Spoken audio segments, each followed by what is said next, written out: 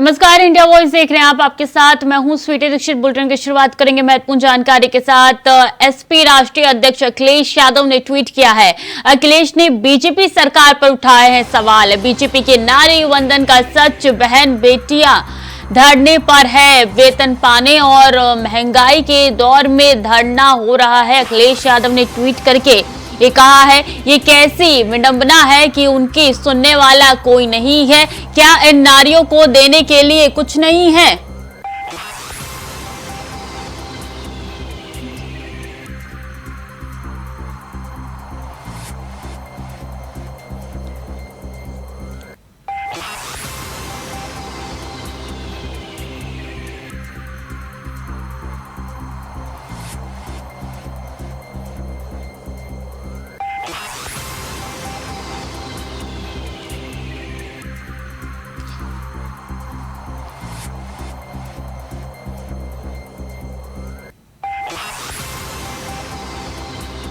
तो मध्य प्रदेश से होते हुए प्रयागराज पहुंचेंगे पीएम मोदी। मध्य प्रदेश से होते हुए प्रयागराज जाएंगे और प्रधानमंत्री का प्रयागराज आगमन है। और बता दें आपको कि प्रधानमंत्री का स्वागत जो है वो मंत्री नंद गोपाल गुप्ता नंदी करेंगे।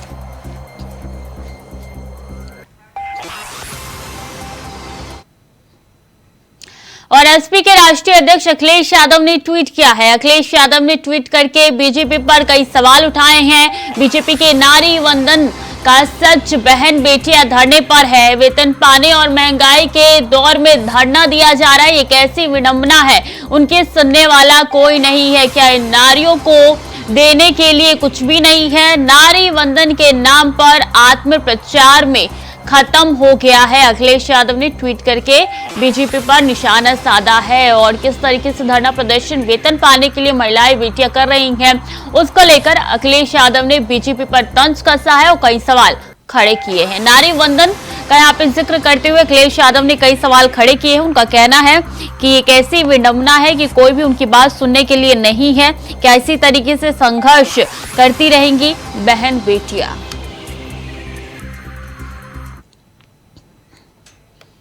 और तेलंगाना विधानसभा से जुड़ी हुई एक खबर है। चुनाव के लिए कांग्रेस प्रत्याशियों की लिस्ट जारी हो चुकी है। कांग्रेस ने 16 और प्रत्याशियों की लिस्ट जारी की है।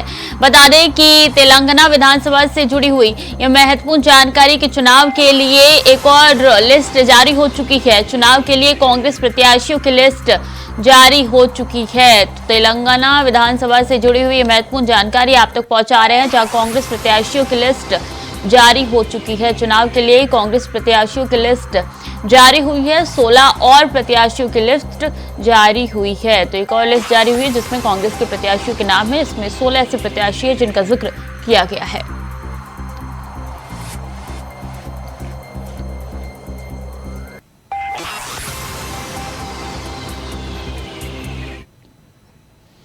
आज एमपी के दौरे पर जाएंगे सीएम योगी। मुख्यमंत्री का 2 दिवसीय मध्य प्रदेश दौरा है। यूपी के दिग्गज नेताओं का प्रदेश में जमावड़ा लगने वाला है। चुनावी जनसभाओं को सीएम करेंगे संबोधित। अपनी अपनी पार्टी के प्रत्याशियों के प्रचार में लगे हैं तमाम नेता। तो आज एमपी के दौरे पर सीएम योगी आदित्यनाथ है। मुख्यमंत्री का 2 दिवसीय मध्य प्रदेश दौरा है। चूंकि चुनाव आने वाले हैं, ऐसे में स्टार प्रचारकों की लिस्ट में सीएम योगी आदित्यनाथ का भी नाम है। और कई दिग्गजों का जमावड़ा लगने वाला है। मध्य प्रदेश के दौरे पर पीएम मोदी भी है। तो एक के बाद एक करके हुंकार चुनावी बढ़ने जा रहा है तमाम बीजेपी के स्टार प्रचारक का। आज का दौरा काफी महत्वपूर्ण है क्योंकि अब से कुछ ही दिन में मध्य प्रदेश में भी चुनाव है। और ऐसे में बीजेपी पूरी कोशिश कर रही है कि मध्य प्रदेश में इस बार भी उनका झंडा फहराए।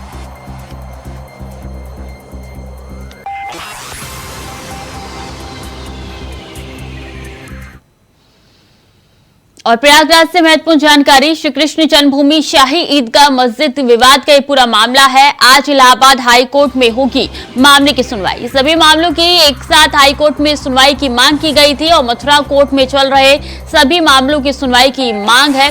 एक साथ हाई कोर्ट में सुनवाई की मांग वाली याचिका पर सुनवाई होगी। हिंदू पक्ष की तरफ से दाखिल की गई है याचिका। तो सभी मामलों की एक साथ हाई कोर्ट में सुनवाई की मांग है। और ऐसे में आपको बता दें कि हाई कोर्ट में सुनवाई की मांग है और मथुरा कोर्ट में चल रहे सभी मामलों की सुनवाई की मांग लगातार उठ रही है, जिसको लेकर आज सुनवाई होनी है। तो एक साथ हाई कोर्ट में सुनवाई की मांग वाली याचिका पर आज सुनवाई होनी है और हिंदू पक्ष की तरफ से दाखिल की गई है याचिका। महादेव ऐप को लेकर बीजेपी ने कांग्रेस पर चौतरफा हमला किया। बीजेपी नेताओं ने मोर्चा संभालते हुए क्या कुछ कहा, आइए आपको सुनाते हैं। मैं स्तब्ध हूं कि भारतीय राजनीति में पहली बार छत्तीसगढ़ में कांग्रेस पार्टी दुबई के माध्यम से हवाला ऑपरेटर्स के सहयोग से अपना चुनाव लड़ रही है। कल रात को जिस प्रकार से महादेव ऐप को चलाने वाले व्यक्ति ने खुलासा किया कि उन्होंने भूपेश बघेल को 508 करोड़ रुपए की घूस दी है, साथ ही उस व्यक्ति ने ये भी कहा है कि उसके पास साक्ष्य हैं, प्रमाण हैं। ये बात छत्तीसगढ़ का बच्चा जानता है कि भूपेश बघेल की जो सहयोगी हैं सौम्या जी, वो वर्तमान में हिरासत में है एक और घोटाले के लिए, कोयला घोटाले के लिए। एक और पत्रकार का एक वीडियो वायरल हुआ है जिसमें वो भूपेश बघेल जी से देवर परिवार के साथ उनके संबंधों के बारे में पूछ रहे हैं और ये वो परिवार है जो शराब घोटाले में लिप्त है। तो जिनको भूपेश जी जानते हैं, भूपेश जी ने स्वीकार किया है, वो जानते हैं, वो प्रदेश में 2000 करोड़ का घोटाला शराब के माध्यम से कर चुके हैं। भूपेश बघेल जी जो नाटक कर रहे हैं कि नहीं जानता, उससे 500 करोड़ रुपए वसूल लिया है। शिकायत जब महादेव ऐप में सारे चीज प्रमाणित हो गए हैं, 509 करोड़ का ट्रांजैक्शन प्रमाणित हो चुका है, सारे दस्तावेज 5 करोड़ 37 लाख रुपया कोरियर के पास जो दुबई से आया था जब्त हो गया है। उस व्यक्ति ने नाम ले दिया है, उसने लिंक बता दिया है। ट्रांजैक्शन के जितने इनपुट है वो खुद ईडी के पास उपलब्ध है, जो प्रेस कॉन्फ्रेंस में उन्होंने बताया। और वो खुद इस ऐप को चलाने वाला सोनी सार्वजनिक रूप से बोल रहा है कि मुझसे पैसा लिया गया है और मुझे बार बार बात किया गया है। डॉक्टर साहब की जो लड़का आरोप लगाया है उसमें भूपेश बघेल जो उसके आदमियों का फंडिंग हुआ है, राहुल गांधी और भूपेश बघेल जवाब क्यों नहीं देते? जवाब देना चाहिए। साफ साफ सोनी बोल रहा है, जो इस पूरे ऐप का अपने आप को महादेव ऐप का संचालक बताता है, सार्वजनिक बयान दे रहे हैं, टीवी में चल रहे हैं। इसके बाद तो भूपेश बघेल को अपने पद में बने रहने का नैतिक अधिकार समाप्त हो गया है। उसको मुख्यमंत्री पद को छोड़कर और कहना चाहिए जब तक जांच पूरी नहीं होगी मैं इस पद में नहीं बैठूंगा। एक ही रास्ता है। नहीं, मुझे इस पे बहुत डिटेल में नहीं जाना है, क्योंकि जहां तक मैंने मीडिया में देखा हूं, कल हमारे कलीग स्मृति ईरानी जी डिटेल में इसमें स्टेटमेंट दिया है। मुझे इतना ही कहना है, जब जो पकड़ा गया है आरोपी, वो जब एक्यूज्ड, उन्होंने कहा है, जिसको पकड़ा गया है उन्होंने कहा है 5 करोड़ रुपए मुख्यमंत्री को डिलीवरी मैंने किया हूं, ऐसे उन्होंने कहा है। यस, एलिज्ड दैट मुख्यमंत्री को प्रमोटर्स ने पैसा दिया है। तो ये पहले 5 करोड़ दिया है और इसमें आरोप है 500 करोड़ का। वहीं बिहार में अमित शाह की रैली के बाद जातीय जनगणना को लेकर सियासत तेज हो गई है। तेजस्वी यादव और सुशील मोदी ने एक दूसरे पर सियासी तीर छोड़े हैं।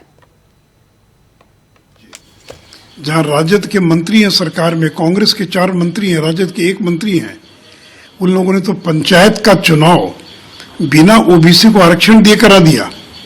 तो ललन जी, हमसे सवाल पूछने के पहले जिस गठबंधन में आप हैं, उस गठबंधन के नेताओं से पूछिए कि आज तक उन्होंने कांग्रेस शासित राज्यों में जातीय गणना क्यों नहीं कराई। और जब चुनाव नजदीक आया, जब चुनाव का ऐलान हो गया, तब राजस्थान को याद आया, तब करें कि छत्तीसगढ़ में कराएंगे। तो इनको कोई जातीय गणना से मतलब नहीं है। ये लोग जात के नाम पर देश को बांटने का, समाज को बांटने का प्रयास करें। और देखिए, अमित शाह जी ने कल ठीक ही कहा कि यादव और मुस्लिम की संख्या को बढ़ा दिया गया। देखिए, 1931 में जातीय गणना हुई थी, उस समय बिहार के अंदर 12.7% यादव थे, उनकी संख्या बढ़कर 14.3 हो गई। अब मुसलमानों की आबादी 1931 के अंदर आज का जो बिहार है उसमें 14.6 था, जो बढ़कर 17.7 हो गया। तो आपकी जो लालू जी के दबाव में कुछ जातियों की संख्या बढ़ा दी गई, और जो अति पिछड़ा समाज है जिसको आप कहें कि 36% है, वो 36 से काफी ज्यादा है। पिछड़ा और अति पिछड़ा को कम किया गया। अब फिर बोलते यादव का बढ़ा दिया गया, क्या यादव पिछड़ा नहीं है क्या? अब तो 1931 का आंकड़ों में 11% यादव था। 11% तब था जब उड़ीसा और झारखंड साथ थी, तो अलग हुआ है, दिन बढ़ा है, तो उतना आप देख लीजिए, उतना ही संख्या। अब जहाँ तक माइनॉरिटी की बात है, माइनॉरिटी का तो हर साल मतलब हमेशा होता रहा है, तो वो तो सबके सामने है। तो ये सब बेबुनियाद आरोप लगाने से कोई मतलब नहीं। अच्छा एक बात बताइए, बढ़ा दिया गया या घटा दिया गया तो कौन सा आधार पे बोल रहे हैं? अनुमानित। हम लोग के पास तो साइंटिफिक आंकड़ा है भाई, उनके पास कौन सा आंकड़ा है? ये ना बताइए बढ़ाया या घटाया, किसी बेस पे ना बोलेंगे, कौन से बेस पे बोल। वक्त तो चला छोटे से ब्रेक का, जल्द लौट रहे हैं। ब्रेक के बाद एक बार फिर से स्वागत है आपका। खबरों में आगे बढ़ेंगे। रायबरेली में 9 साल की बच्ची से दुष्कर्म का मामला सामने आया, जहां बच्चे की हालत गंभीर होने पर उसे लखनऊ रेफर कर दिया है। वहीं घटना को अंजाम देने वाला 55 साल का आरोपी मौके से फरार है, जिसकी तलाश पुलिस कर रही है।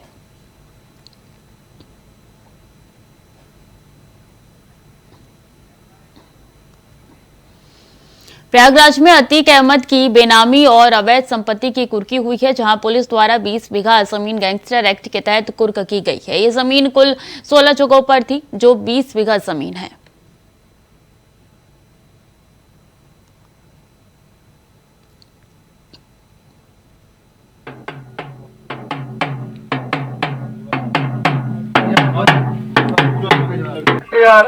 नंबर 16 रायबरेली में अज्ञात बदमाशों ने दलित नाबालिग की पिटाई कर दी है। बता दें कि रस्सी से गला बांधकर मौत के घाट उतारने का भी प्रयास किया। बताया जा रहा है कि खेत की रखवाली करने गया दलित नाबालिग के सहयोग से चोरी की घटना को अंजाम देना चाहते थे, लेकिन सहयोग न मिलने पर बदमाशों ने हमला कर दिया। घायल दलित नाबालिग की हालत गंभीर बताई जा रही है, वहीं घायल का इलाज अस्पताल में चल रहा है। घटना लालगंज कोतवाली क्षेत्र के मीठापुर गांव की बताई जा रही है।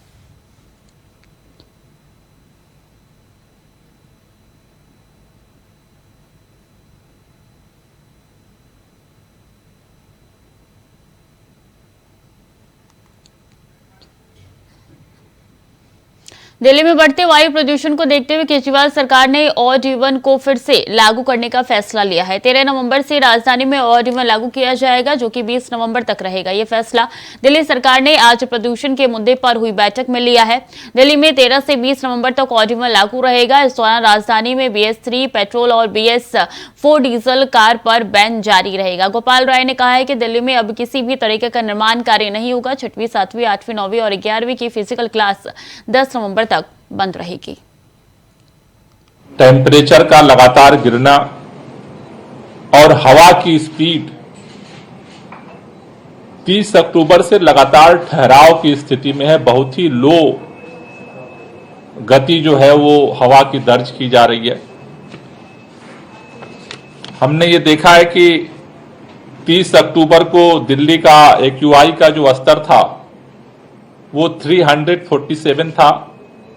31 अक्टूबर को 359 हुआ, 1 नवंबर को 364 हुआ, 2 नवंबर को 392 हुआ, 3 नवंबर को 468 हुआ, 4 नवंबर को 415 था, फिर 5 नवंबर को बढ़कर के 454 हुआ और आज ये पुनः उसमें सुधार दर्ज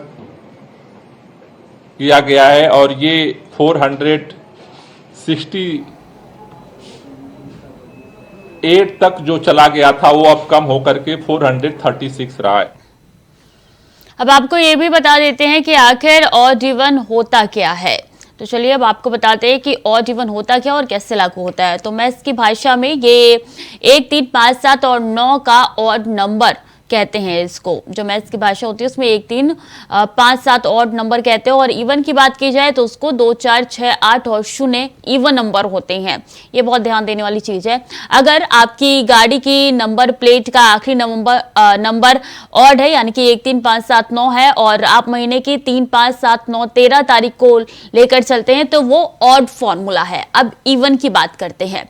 और इसके बाद बता दें कि अगर आपकी गाड़ी का आखिरी नंबर इवन है, यानी कि 2 4 6 8 0 है, तो महीने की 4 6 8 10 12 14 तारीख को ही आप गाड़ी लेकर बाहर निकल पाएंगे। और इसी के तहत ऑड इवन फॉर्मूला जो है वो लागू कर रही है दिल्ली सरकार।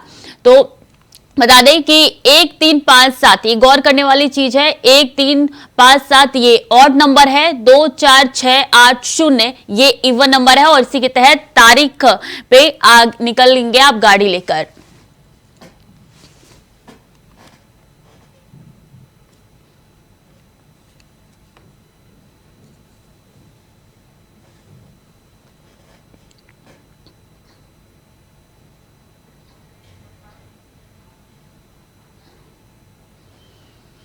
और झारखंड में बीजेपी और जेएमएम की लड़ाई अब ईडी पर आई। जी हां, रांची के बिरसा मुंडा जेल में ईडी के बड़े ऑफिसर पर फायरिंग की साजिश के बाद अब ईडी ने गृह मंत्रालय को पत्र लिखा है, जहां नक्सलियों का हाथ होने और साथ ही कुछ लोगों से नक्सलियों के संपर्क होने की बात सामने आई है। जिसके बाद बीजेपी जहां इस मुद्दे को लेकर जेएमएम पर सवाल खड़े कर रही है, तो वहीं कांग्रेस भी इस मुद्दे पर डिफेंसिव मोड पर खेल रही है। रिपोर्ट देखिए। ईडी ने लिखा गृह मंत्रालय को पत्र, मचा हड़कंप। रांची में ईडी के अधिकारियों पर हमले की साजिश। प्रेम प्रकाश का नक्सलियों से संपर्क, होटवार जेल से जुड़े साजिश के तार। झारखंड में आई इस खबर से देश में हड़कंप मचा हुआ है, क्योंकि मामला वाकई संगीन है। सवाल इस बात को लेकर कि क्या वाकई में ईडी को ही फर्जी केस में फंसाने की साजिश रची जा रही थी। बकायदा ईडी को नक्सलियों से नुकसान पहुंचाने का भी षड्यंत्र रचे जाने का जिक्र सामने आया है। अब इस खुलासे से झारखंड में विपक्ष और सत्ता पक्ष आमने सामने हैं। राजनीतिक आरोप प्रत्यारोप पर बाद में आते हैं, मगर उससे पहले इस मामले की गंभीरता को समझिए कि मामला है क्या। दरअसल ईडी के एक असिस्टेंट डायरेक्टर रैंक के अफसर पर फायरिंग करने के लिए रांची के बिरसा मुंडा जेल में साजिश के तार सामने आए हैं। दरअसल ईडी की छापेमारी में ये खुलासा हुआ है। ईडी अधिकारियों को फंसाने के लिए साजिश रची जा रही थी, और ये साजिश कोई और नहीं बल्कि प्रेम प्रकाश रच रहा था। प्रेम प्रकाश जेल से ये साजिश रच रहा था, और इसमें महिला के जरिए ट्रैपिंग की तैयारी भी की गई थी। बकायदा SC/ST केस में अधिकारी को फंसाने की साजिश रची जा रही थी। इतना ही नहीं, नक्सली हमले के लिए संपर्क तक किया जा रहा था। अमन साव के गुर्गे से भी बातचीत हुई थी, और अधिकारियों को जांच से हटाने के लिए ये पूरा का पूरा षड्यंत्र हो रहा था। अब खुलासा होने के बाद अधिकारी की सुरक्षा पर MHA से पत्र लिखा गया, और अधिकारी को CIS की सुरक्षा दे दी गई है। अब इस मुद्दे पर सियासत भी हो रही है। बीजेपी सरकार पर हमलावर है, और जेएमएम की सहयोगी कांग्रेस डिफेंसिव हो रही है। देश के इतिहास में कभी ऐसा नहीं हुआ होगा। मीडिया में जैसी खबरें आ रही हैं कि हजारों करोड़ के घोटाले का इन्वेस्टिगेशन झारखंड में कर रहे ईडी के अफसरों को नक्सलियों के द्वारा, गैंगस्टरों के द्वारा, महिला के द्वारा, एक महिला का भी नाम आ रहा है, टारगेट करवाया जा रहा है। और वो सिर्फ इसलिए कि जो स्टेट स्पॉन्सर्ड करप्शन इस प्रदेश में पिछले 4 वर्षों से चल रहा है, अब वो धीरे धीरे तक इसका पूरा जो सरगना है उस तक ही जांच की आंच पहुंच रही है।